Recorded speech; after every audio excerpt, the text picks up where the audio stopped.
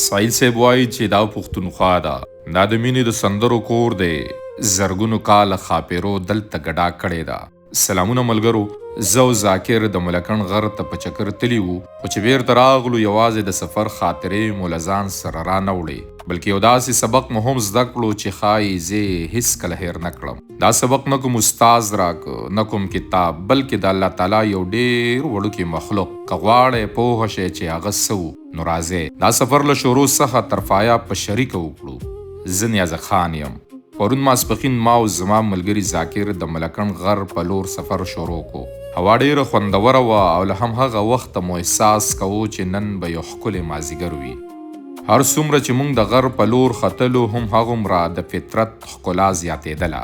یو خوا دنګې دنګې د نښترو ونې وې چې د هوا په چلېدو یې نرم نرم سرودونه ویل. بل لور ته ځنګلي انځران ولاړو او لږ وړاندې د زیتون ونې د غر ښکلا نوره هم ښایسته کوله.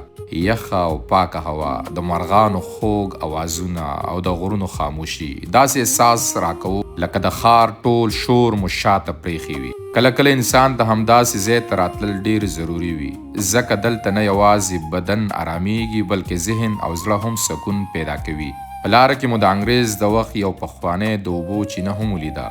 ذاکر راته ویل چې دا چینه شاوخوا 1380 کال کې جوړه شوې وه. اوس دا چینه وچه شوې ده، خو په دې غرونو کې نورې هم ډېرې چینې شته چې یخې اوبه ترې بهیږي او د دې ځای ښکلا یې لا نوره هم زیاته کړې ده.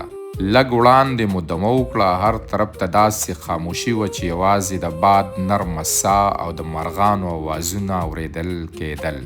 همهغه وخت زما سترګې په ځمکه روانو وړو میږیانو ولګېدې.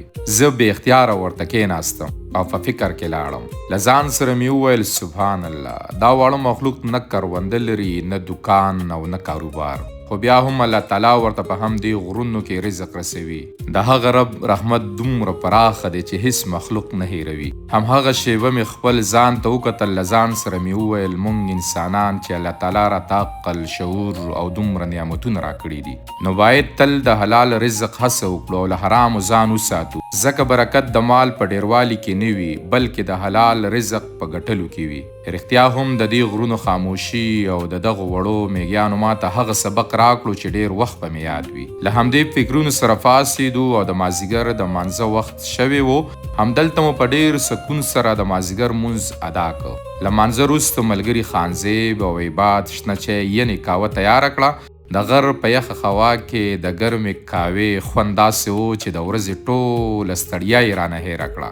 د ملګرو مجلس، د غر آرامي او د کاوې خوشبويي هغه شیبې نورې هم ښکلې کړې.